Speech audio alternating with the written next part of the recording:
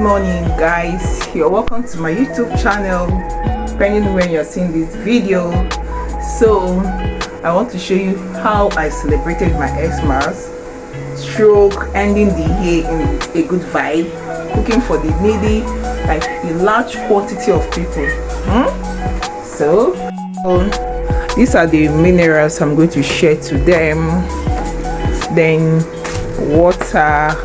These are the stuffs I'm going to use to prepare the food for large amounts of beggars on the road. Most of them don't even have 4 to 8. So this is how I'm going to celebrate my Xmas with them, by making delicious party jollof rice for them. So come with me as I make my delicious meal.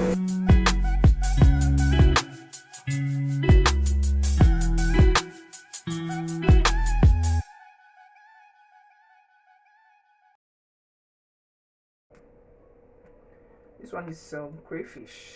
If you have not tried cooking crayfish inside your meat whenever you're seeing it, please try it. It's very nice.